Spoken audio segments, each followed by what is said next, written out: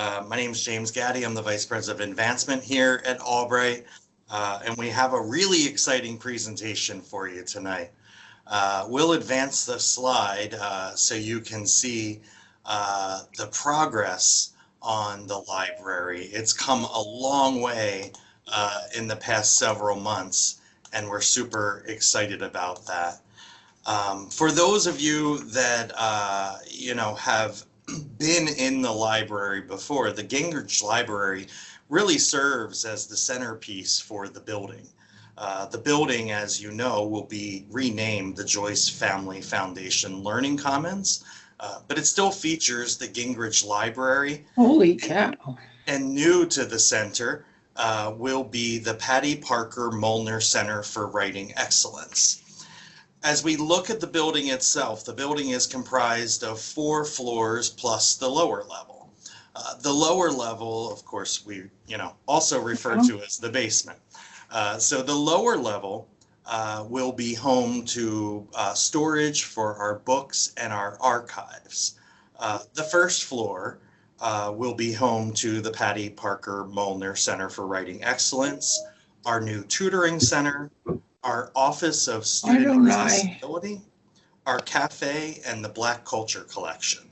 The second floor of the building will feature the Gingrich Library, as well as study rooms where our students can find a quiet place to study. At this time, the third and fourth floor will not be finished. We're leaving those empty so we can purpose build those spaces as funding comes along. As higher ed grapples with the changes that are happening in higher ed and new majors coming about all the time, we'll look to purpose build those spaces so that way our students have room to grow. So I hope you enjoyed seeing some of these photos. It really has come a long way. It's a beautiful building, and we're so happy to preserve the architecture of the building. We've heard great stories about, student sit-ins. An alum shared with me a story about, when a group of students sat in the library to demand that female students be able to wear pants on campus. And we've heard wonderful stories about students getting lost in the space to find a quiet place to study and have a great time. So that's a little sneak peek at the library. We expect that the building to be completed in the spring of this year. And now I will turn it over to Dr. Matt Palczynski to talk a little bit more about the architecture. But before I do, a little bit about Dr. Palczynski.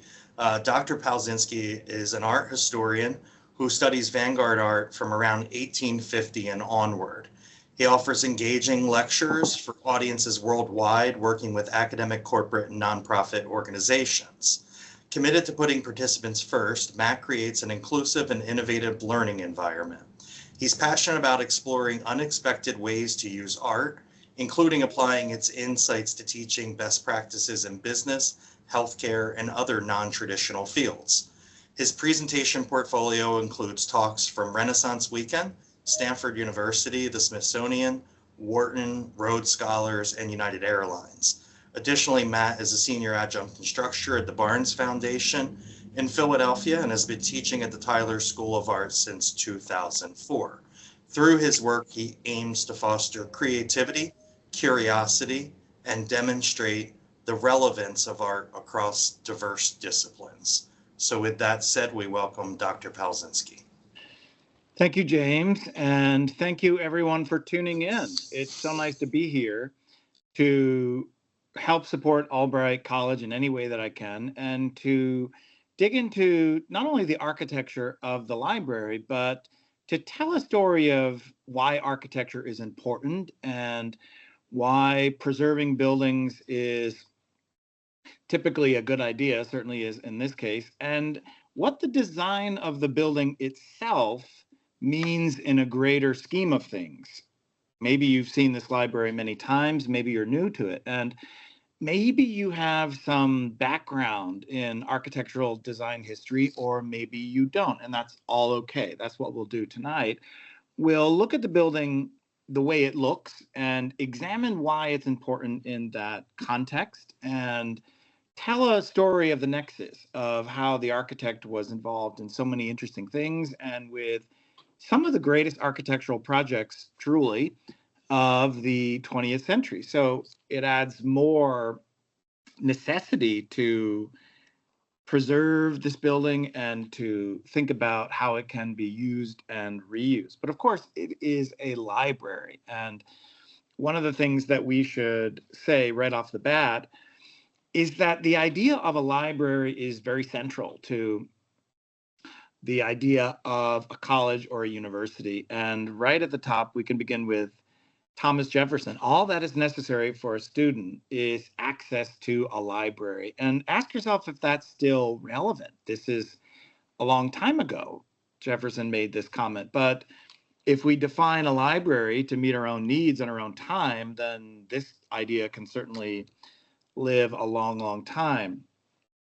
Jefferson said this: I have often thought that nothing would do more extensive good at small expense than the establishment of a small circulating library in every county, to consist of a few well-chosen books, to be lent to the people of the country under regulations as would secure their safe return in due time. This is way back then. And we're still thinking about this. What happens when people have more access to information? How do they get that access, and where, and in what form? You'll see here Jefferson mentions this idea of a few well-chosen books to be lent. That's very much of its time. And until very recently, that's the standard procedure for a library. You hold an object in your hand. You go get a book, you look at it, you bring it out with you, and you bring it back.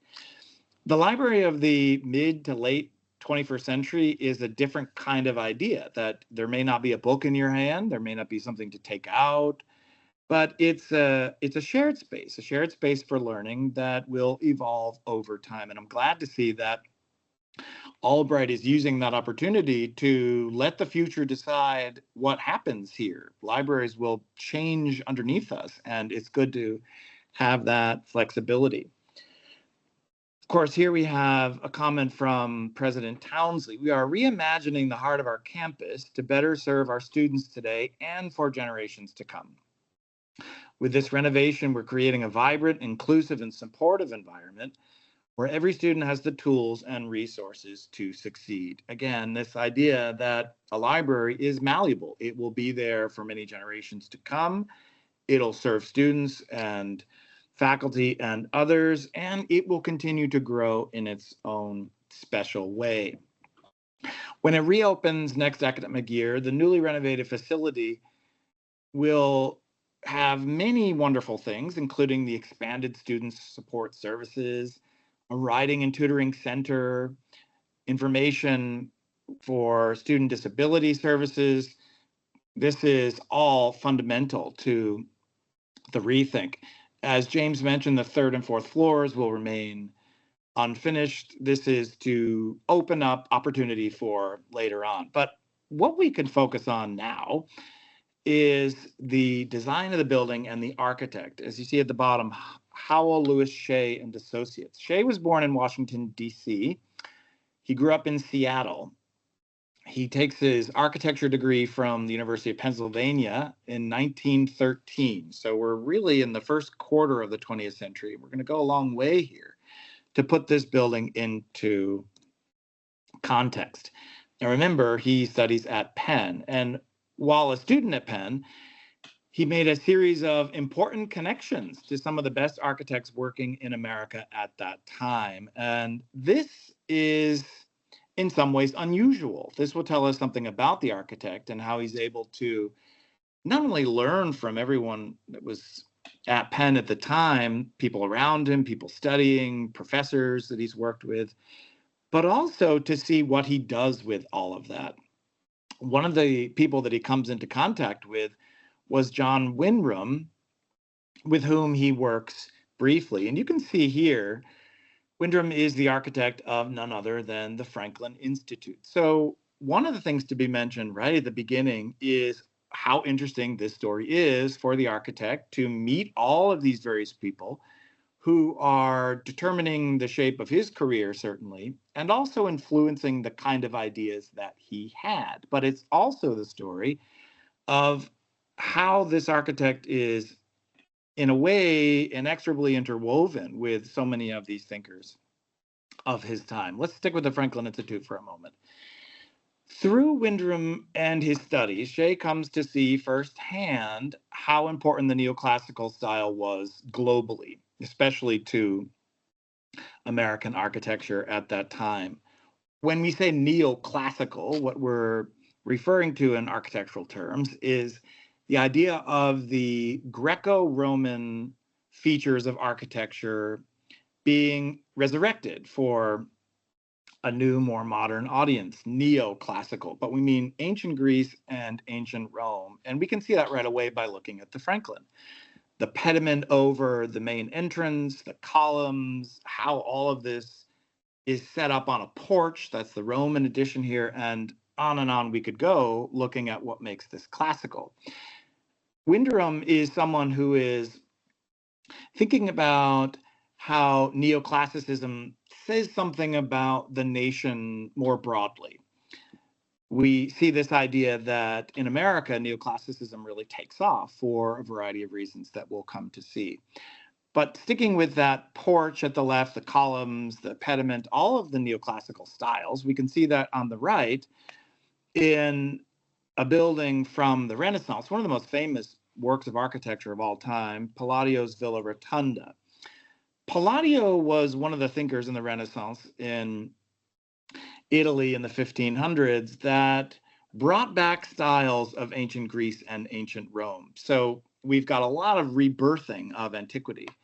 Palladio, among others, brings it back in the Renaissance, and then later on it gets continually reworked. But you can see some of the main features there, and you've seen a lot of these features.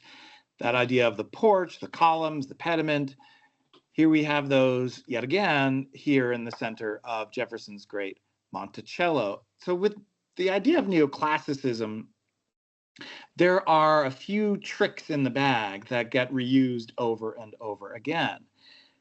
With Palladio, we have this revival of the style that Jefferson then continues. You may know that Jefferson adored Palladio, had copies of Palladio's books of architecture on his nightstand, and considered this Palladian Greco-Roman style to be central to American values.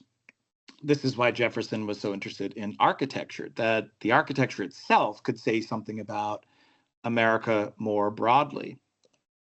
Of course, we see some of the same ideas architecturally in Hoban's design for the White House. And little by little, this idea that in ancient Greece, we have democracy. In ancient Rome, we have the Republic. And in the new American architecture, this neoclassical style will suggest that this link back, this democratic republic link back to ancient Greece and ancient Rome. But this brings us to the idea of the style where it relates to the architecture. As you know, Jefferson also designed the rotunda, as you can see at the left, at the University of Virginia. And the rotunda is in every way the centerpiece of that campus, which Jefferson then also designs. It's a unique campus design that supports the design of the rotunda rather than a place of worship. Now we have a place for learning at the center. And this is part of Jefferson's idea of separating church and state, that the university should be a place where the library is front and center. So first off, it's so exciting to see that the library at Albright is still front and center and is getting the attention that it needs. And this goes all the way back to one of the most important libraries in America on any college campus. And here's a nice overview of all of that at the right. Jefferson's University of Virginia plan with the building at the center, showing you that learning is at the center of the university, not anything else. And this is something that continues on with American university design, and college campuses all over the place will pick up on this and make sure that the library is front and center. one of the things you'll notice right away, and I'm sure many of you already know this, is how exciting the rotunda is in its nod back to classical antiquity. At the right, a bird's eye view of the great Pantheon in Rome. And the dome of that Pantheon is the inspiration, of course, for Jefferson's rotunda dome. Here, a nice view inside that Pantheon dome. I'm sure some of you have seen photos like this or have been inside the Pantheon. And if you have, you might have the experience that my son Fox had while he was there at the right, where you are just absolutely enamored by the engineering, by the scale, by the bigger philosophical complexities of this all. When we think of this idea of what a university campus should be and how Jefferson influenced the library at the center, we start to get closer to how American universities evolved along these lines. As a student, coming back to Shea, the architect of the Gingrich, Shea spent a summer as an office boy, it was a title back in the day, at McKim, Mead, and White. Now, you'd have to go pretty deep into architectural history to know McKim, Mead, and White, but they designed lots of very fascinating things, including at the left, the Lowe Memorial Library at Columbia. Again, this is very clear that McKim, Mead, and White are borrowing from that Jefferson prototype, that the library is central to the university, and that it should feel a certain way and maybe even look a certain way. But the architect Shea is there at McKim, Mead, and White when all of this is happening or shortly after the fact. The firm did quite a bit, including designing the entire campus for Columbia and NYU and doing lots of other very interesting things. Shea becomes more and more interested in university buildings, no doubt, after this experience. And so, in some ways, the architect of the Gingrich Library is finding himself in all of these different places, but luckily with some of the most important commissions for architecture at that time. Another of McKim, Mead, and White's major accomplishments is none other than Pennsylvania Station. You'll remember all of this. It was the brainchild of Alexander Cassatt. You might know Mary Cassatt, his sister, the great American Impressionist painter. Alexander was president of the Pennsylvania Railroad, and he wanted to consolidate the tracks to outdo his rival New York Central, which ran down Park Avenue to Grand Central. And what you see here is the culmination of that. It opens in 1910 on a site of a former red light district, and it brings together a nexus of trains via new single track tunnels, 2 going under the Hudson, 4 going under the East River. It really was, in every way, one of the most important architectural projects. And again, Shea is there. He's there with this firm. He's there seeing this all in real time. He's taking it in, and he is, in some ways, looking at all of this design and will later convert some of it. Now, you may notice by the dates here, 1904 to 63, that the building is no longer there, even though it was such a treasure. At the left, the interior was massive, in some ways designed after the scale and the lavishness of the great Roman baths at Caracalla, which you can see at the right in the reconstruction. You have the design inspired by the Brandenburg Gate, even the scale of St. Peter's Nave in Rome. This was the largest indoor space in New York City. The walls clad with travertine over a steel framework. This was about as innovative as you can get at the time. And we have our architect there in the office while all of this is going on. The building is no longer there because obviously throughout the 1950s, automobile culture takes over from train culture, and unfortunately that building no longer remains. We start to see buildings like Penn Station come down because New York was ready to embrace modern architecture, or what came to be known as modern architecture. As illustrated here, the ambitious heights of Penn's interior evolved into the race of height in modern architecture. And so we didn't go in train stations to get this overwhelming sense of height. We now could see it in skyscrapers, be they before modern, during modern, or after modern. But this is a different moment in the 20th century when things all start to change, when styles evolve, when modernism becomes more and more in vogue. You might also remember, as the story gets bigger and more interesting with all kinds of rooms and twists and turns, that Jacqueline Kennedy Onassis, hearing about the destruction of Penn Station, is just overwhelmed by this. It really is sad for the history of architecture that she worked to preserve another great treasure, the Grand Central Terminal. So really, without Penn Station coming down and without the former First Lady jumping in, we may not have Grand Central anymore. So this is a bigger conversation about why do we build, when do we build, what does it look like, what do we keep, and what do we get rid of? So if you're studying the history of architecture in the 20th century, you'll come back to Penn Station over and over.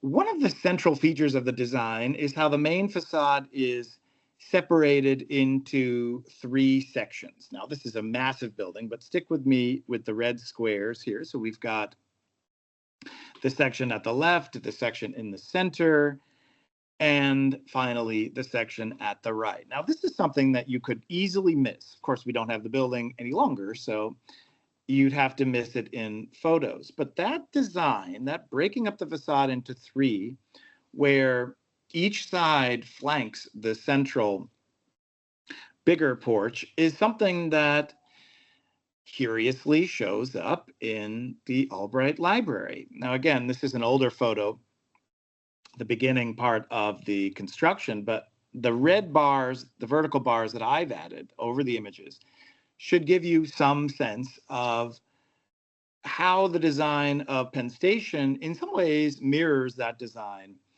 of the building at the right, where you have a central space and then each is flanked left and right in this particular way. Vertical columns evolve into something much more. That alone would be interesting. But if we take this to a bigger conversation about the architecture of libraries on American college campuses, we find this elsewhere. In fact, the oldest college building still standing in the United States, the oldest restored public building in Williamsburg, is the building that you see at the left, the Wren building from 1700. William and Mary classes are still held there. The college was founded in 1693, as you know, with a charter from King William III and Queen Mary II. And again, looking at the tripartite design here with the red lines that I've added to emphasize this, we have that same kind of facade broken up into these 3 equal parts. And so clearly, the architect of the Gingrich is not only aware of all this, but he's paying close attention to this, how all of this works. After graduating from Penn, 1917, Shea worked for Horace Trumbauer until 1918. This is not a long time, but long enough to put him into yet another very interesting circle with some of the most important buildings of the time.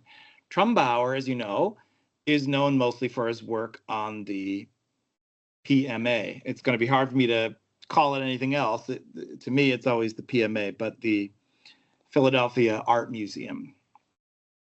You may know that Shea was credited with facilitating the design of the Philadelphia Museum by aiding the firms involved to agree on the final design.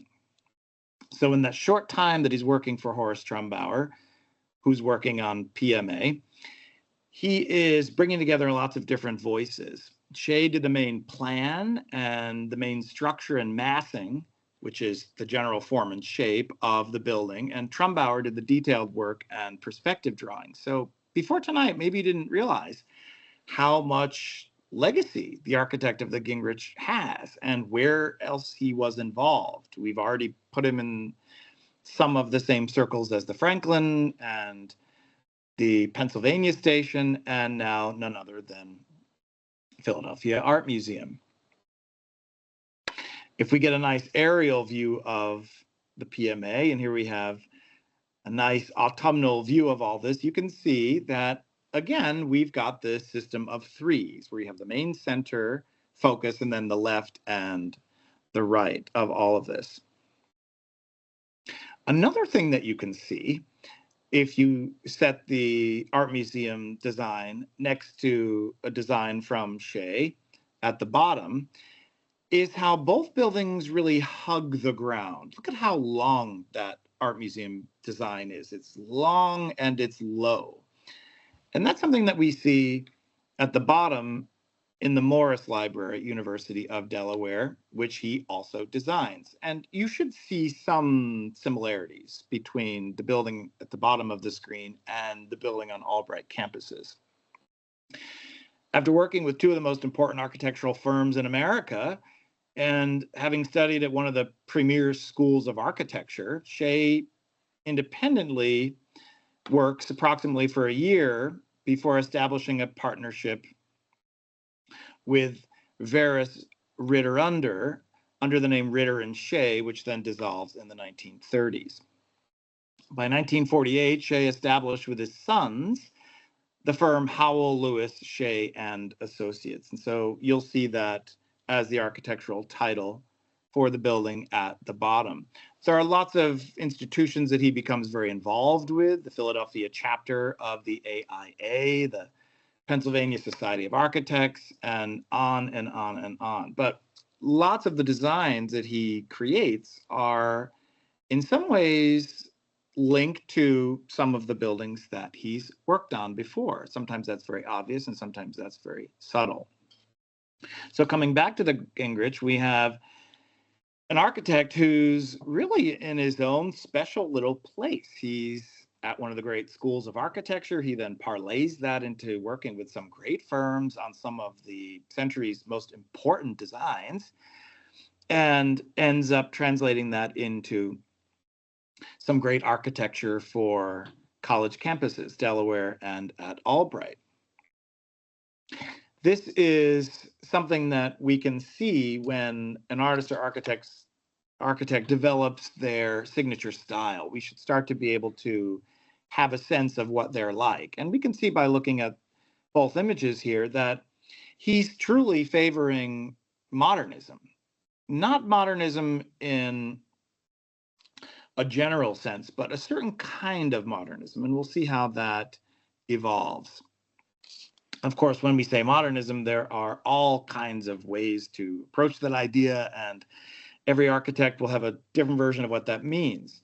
So putting it into context with another building from roughly around the same time, another building on an American college campus, we get a sense of what's similar and what's different. Done at around the same time is the Oberlin College Conservatory of Music, just 1 year after the Albright Library. Both are fairly low to the ground. At the left, we see much more embellishment. There's much more of a Gothic feel, the very narrow, tall lancet windows, the spikiness of it all. And we see some of that over at the right as well. Look at all those very thin lancet windows. We can start to see how some of these ideas of modernism are traded. Sometimes, as with Yamasaki, it becomes a bit more sculptural. Sometimes, as with Shea, it becomes a little bit more pared down. But the question for us now is, why is it pared down like that? Why does the Albright Library look like this? And why is that in and of itself important? The story becomes more interesting now, because not only do you have an architect who's involved in all these wonderful places and projects, but now you have an architect whose design of the library is reflecting a much bigger set of concerns, certainly some of those related to the Second World War.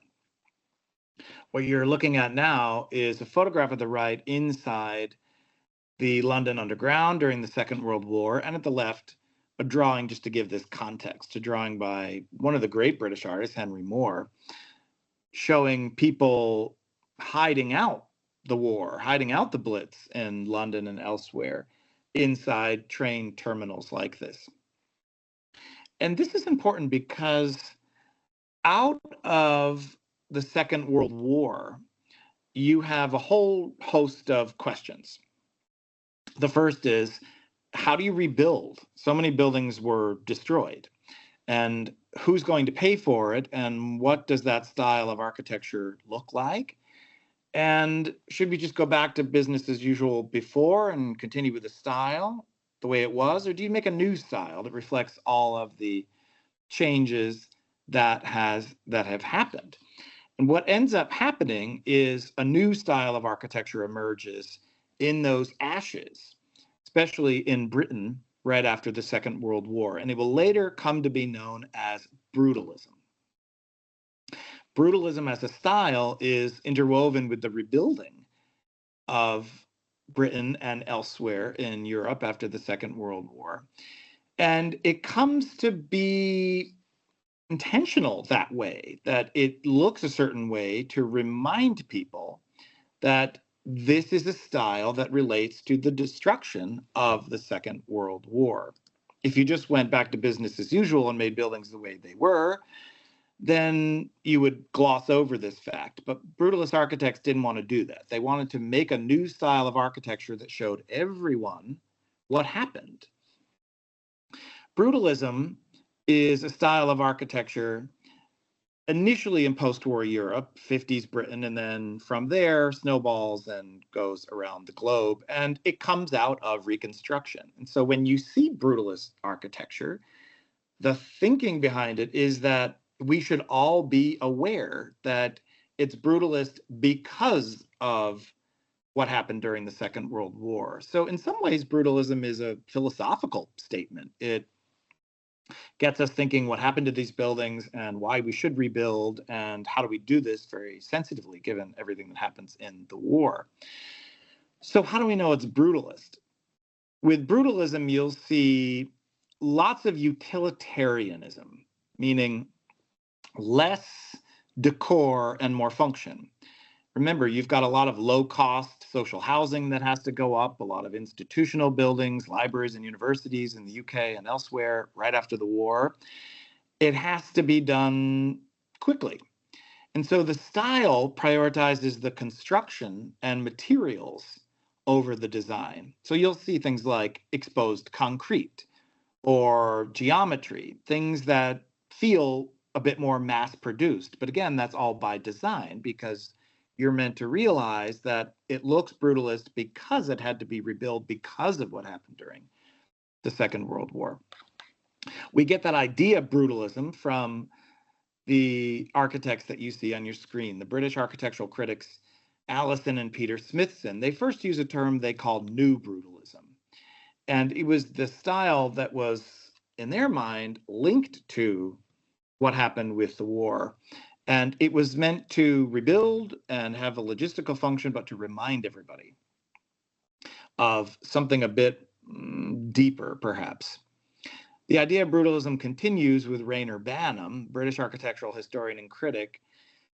He is someone who, certainly by the mid-50s, is popularizing the idea using terms like béton brut from the French, raw concrete, and art brut, raw art. And this idea of a raw concrete wall, which maybe doesn't seem beautiful or sensitive, is preferred. The roughness is what becomes more attractive.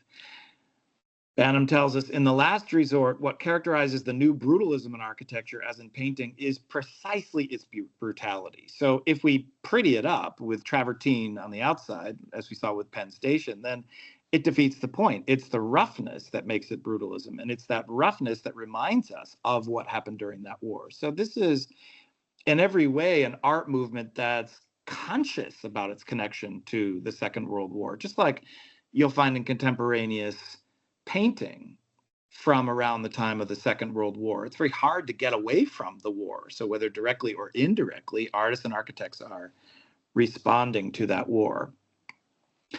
Banham says the true aim of the style had been, to quote Gropius's words about Bauhaus and its relation to the world of the machine age, quote, to invent and create forms symbolizing that world. There's one word here that you should be noticing, and that's Bauhaus. Because the Bauhaus is one of the cornerstones of modern architecture. The Bauhaus was founded in Germany. Here we have the Bauhaus building designed by Walter Gropius, who was the first director of the Bauhaus, and in many ways was the conceptual thinker of what the Bauhaus could mean. Gropius and the Bauhaus were very interested in the idea that all of us could come together to make art, that it doesn't have to be done just by a select few, that all of us are involved in this together. And this kind of democratization of art is all over the curriculum at the Bauhaus. The Bauhaus also emphasized that there really wasn't a hierarchy anymore. And truly leading up to the 20s and 30s in Europe, painters and architects and sculptors held a kind of top rung, whereas designers and clothing designers and teapot designers, they were really on another level. But the Bauhaus ends all of that and says it doesn't matter if you're designing a building, a painting, a tea house, or an apron, it's all together. This makes even more global sense when we see what's called the international style of architecture, which comes out of the Bauhaus. This idea that the Bauhaus could be something more global, that here is a college in Germany that's teaching artists and craftspeople how to make our lives better, how to make things more beautiful, how to make things more functional, but how to break down the barriers of difference. So we get to what's called the international style, because buildings like these can go anywhere internationally. They are at home in New York, they're at home in Brazil, in China, in France, in South Africa. And we've seen this, haven't we? We can look at the world of the 21st century and see modern architecture all over the world, international style architecture. Gropius wrote all this down in his Bauhaus Manifesto. And he says, so let us therefore create a new guild of craftsmen without the class distinctions that raise an arrogant barrier between craftsmen and artists. In other words, there shouldn't be any distinctions any longer. Let us desire, conceive, and create the new building of the future together. It will combine architecture, sculpture, and painting in a single form, and will one day rise towards the heavens from the hands of 1,000,000 workers as the crystalline symbol of a new and coming faith. Now, did you catch how profoundly philosophical this is? Are we really talking about buildings and teapots any longer? Or are we talking about a style that will transcend cultural, national, religious boundaries and link all of us together? You can see why Hitler closed the Bauhaus. This was not the kind of thinking that he was interested in. This is much more of an international thinking. And it becomes so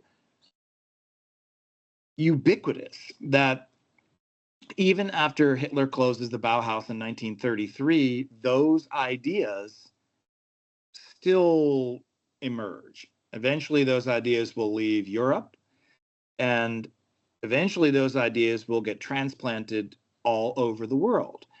And so with someone like Shea operating when he's operating, second quarter of the 20th century, third quarter of the 20th century, this is when these ideas really start to take hold. There's enough time after the Second World War that the thinking is, let's rebuild in this kind of style that's more modern, that's Bauhaus related, that's more international, that seems more welcoming. Let's rebuild like that so that we have a different kind of architecture, an architecture that embraces differences. And so you can see how that's very much of its time, because in the 1950s and 60s, people would have looked at the Gingrich Library and felt that this was remarkably new and different and in vogue, because this was the kind of modern architecture, especially the kind of Bauhaus architecture and the kind of brutalism architecture that really meant something. It meant that this was more than a building, this was more than a library. It took a stand. It took a stand for a new world that will be built differently, with more sensitivities to each other. A reminder how central basic geometric shapes are to the Bauhaus and in turn to modern architecture overall. At the left, one of the most famous works of modern architecture, the Rietveld-Schroeder house, basic geometry, basic squares and rectangles, shapes, primary colors, again, making it much more internationalized. And you can see at the left how that Rietveld-Schroeder house compares to the buildings next door, which look more in a Netherlandish vernacular. This is more international, that it doesn't look Dutch, it doesn't look German, doesn't look Japanese or French or American. It's meant to be more global. And so this kind of design emphasizes a more global reach and uses some of the basic geometry of modern architecture to tell that story. At the left is Villa Savoye, one of the great works of modern architecture. Again, basic geometry, paring things down, removing any sculptural decoration from the outside. In fact, removing anything that doesn't need to be there, just the basic facts. And as you look at the Gingrich Library at the right, we see that same aesthetic. And now we know where it comes from. It comes from this idea of how buildings could be stripped from all of their accoutrements, from all of the unnecessary detail. So adding a lot of sculptures on the exterior of a building like this would change it altogether. And so what we see here is how this idea of a modern architecture, one that's more geometric, one that's stripped down, one that's pared down, and then when sent through a brutalist lens, one that has this global philosophical effect, becomes very important for this moment. And these buildings become incredibly special for this moment. Brutalism goes in lots of twists and lots of turns. By the middle of the 20th century, you see this kind of modern architecture, this kind of brutalism really all over. Now, not only in Europe, but certainly over in America as well. Louis Kahn is one of those architects that participated in this style. The Kahn building at the Yale University Art Gallery shows this pared down, modern, brutalist, Bauhaus-inspired aesthetic. For Kahn, as you can see at the right, this is more than architecture. He said a building is like a human. An architect has the opportunity of creating life. Form is the realization of inseparable characteristics. Form has no existence in material, shape, or dimension. So this is bigger than walls and windows. This is a bigger moment. And we can see, of course, how this kind of architecture looks very different from preceding styles. Even at the Yale University Art Gallery, you see the new modern building and then what was there. And again, by design, it was meant to show that new style. Kahn does lots of great buildings, but the Salk Institute is certainly one of the best. And notice the concrete. Notice how it's made visible. Hiding it under a different kind of material, again, a travertine or something, would defeat the point of all this. The point is to show how it was made, to show that brutal side of things, the rawness of it all, because that relates to the end of the Second World War building campaign. There wasn't a lot of money to put travertine on anything. So this is meant to show you how to rebuild quickly and with good design as a result of everything that's happened. Marcel Breuer's Whitney Museum, the original, has lots of different names over the years, is another great work of brutalist architecture. At the right, it's like a cube has fallen from the heavens, where you've got walls of just material, very flat, very geometric, very solid. We can see brutalism go in lots of different ways, including in museum land. The great I.M. Pei, you know him from the pyramid out in front of the Louvre, does a great brutalist museum up in Syracuse, New York, the Everson Museum. And look at that wall of concrete. Look at the inside, the bubbly textured effect of that concrete. Just down the road from Syracuse is, of course, Ithaca, and at Cornell, you have Pei's Johnson Museum. And at the right, some of the detail of that wall, that this was meant to be visible, that this was the sign that brutalism is here to remind you of the reason why it came to be as a response to the Second World War. One of the greats in brutalism is Paul Rudolph. Here, his art and architecture building at Yale. And you can see the geometry at the left, the roughness of it all, but especially on the interior on the right, where you just want to rub your hand on that wall to get a sense of what all of this is like. Brutalism evolves and goes in lots of different places, including into a much more paradoxically organic place. You wouldn't really place concrete and organic in the same sentence, but Frank Lloyd Wright was able to pull that off, that it's got the exposed concrete and the basic geometric shapes, but linked with a much more natural, organic set of phenomena, including even maybe the nautilus shell at the right, the cross-section of a nautilus shell, showing you that brutalism can maybe even be natural.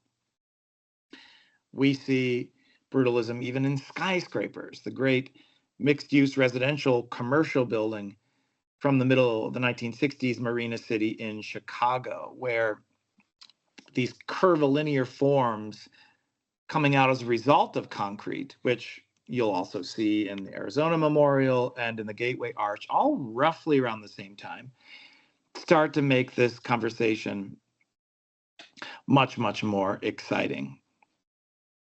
As we start to see brutalism evolve, it will go into lots of places where these twists and turns and the shapes are exciting in lots of buildings, including the TWA terminal at the left, and of course, even in buildings that exist only in animation. Who here doesn't remember the Jetsons in the early 60s? And remember, this was what was on TV when the Gingrich Library is being conceptualized, this idea of what architecture could mean and what it might look like in the future. At the left is a dilapidated version of one of the centerpieces of the New York World's Fair from the 1960s. And it shows you, again, some of the thinking from that time period of the library and how architecture functions more broadly, not just to house books and people, but to get us thinking about lots of bigger interwoven issues. As we think about great university campuses and great university buildings, and indeed great university libraries, the library at UC San Diego also comes to mind. The great brutalist triumph, where the arms literally seem to reach upward, where it's concrete showing what it can do and doing it unapologetically.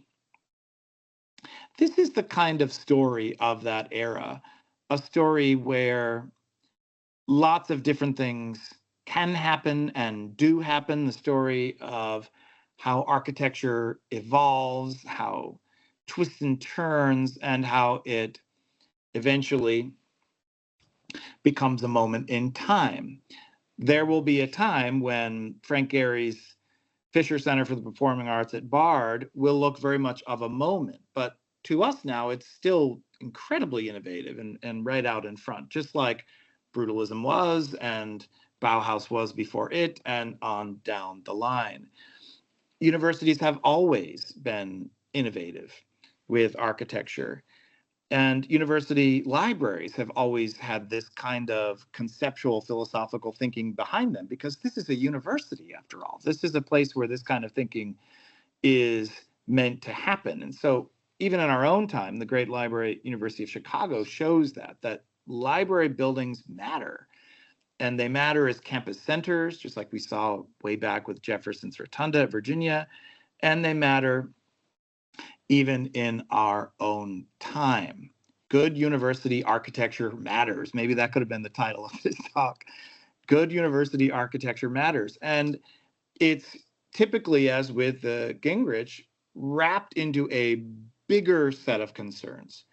So the next time you see the building and you realize how geometric it is, now you know why. It comes out of modern architecture, having been inspired by the Bauhaus. It comes out of mid-20th century brutalist design. It looks the way it does for a very specific reason. If you ask yourself, why isn't there decor all over the building? Well, now you know why. It's a stripped down version. It's something that in many ways is worth preserving and worth reminding all of ourselves about this, that this is the kind of architecture that means something. So what does architecture mean? I guess you have to ask some of the greats over time. Aristotle says, by dint of building well, you get to be a good architect. Jefferson says, architecture is my delight, and putting up and pulling down, one of my favorite amusements. But even that idea of putting up, pulling down requires some conversation, because if you start pulling everything down, as we saw with Penn Station, then we don't have that moment in time. Even if it's a style that is outmoded, even if in the 50s more people are driving than taking trains, that is worth preserving, as we saw with Grand Central Station. So it's so good to see the Gingrich Library getting a revamp. Mies van der Rohe, who was one of the directors of the Bauhaus, said architecture is the will of an epoch translated into space. And that's what we've seen tonight. That this isn't just a building made of bricks and mortar. It's the will of an era represented in space. That the Gingrich Library is of its own time. It looks the way that it does because of all these global concerns. And it's very much of that moment. Frank Lloyd Wright says, a building is alive like a man, and its spirit is the spirit of its maker. And then he says, every great architect is necessarily a great poet. And that's what differentiates buildings from architecture, just like what differentiates words from poetry. With Frank Lloyd Wright, he's reminding you that great architecture is like poetry. It isn't just a building that we work and live in or study in. It's going to move you, and it's going to hopefully inspire you. Frank Gehry says architecture should speak of its time and place, but yearn for timelessness. So we have a marriage of some of these ideas, that it's of its moment, but it transcends time, and it just falls into a bigger tapestry of architecture. And lastly, Zaha Hadid, the first woman to win the coveted Pritzker Architecture Prize. She says, for me, there was never any doubt that architecture must contribute to society's progress and ultimately to our individual and collective well-being. These aren't just buildings. These are about how we feel in them, how we're inspired, and how we want to learn. And what we've seen is that architecture can do that. It can move you. You've all been in buildings that have moved you, maybe even to tears. There are buildings, as we saw, like the Pantheon, that just floor you. And this is what happens with great architecture. And I'm very, very delighted that the library is alive, that it's been saved, that it's getting a revamp, that it's got a new lease on life, and that it will, for generations to come, remind anyone in it, near it, that this is from a particular moment. Concerns of the 1960s, 15 years after the Second World War, when raw concrete meant something. It meant that we're rebuilding after the war, we've won the war, and we shouldn't forget all of that. So it's been a real treat to be with you here tonight, to go through some of the key features of the library, to talk about the architect, to talk about all the great places he was and the great people he worked with, and to think more broadly about how architecture can inspire us. And I have no doubt that the Albright Library will continue to inspire us. So thank you so much. I'm very interested to hear some of your comments about how architecture has moved you, perhaps. So thank you. Great. Thank you, Dr. Palczynski, for being with us tonight, and thank all of you who were able to join us. As a reminder, this library project has taken a number of years, and while the project is most fully funded, Albright deserves and really requires your support. And so we would ask you to please consider going to our website at albright.edu and click on the Giving tab at the top. And if you're so inclined, please support not only this great building, but the great things happening at Albright. And we really appreciate you being here with us tonight, and we hope you enjoy your evening. Good night.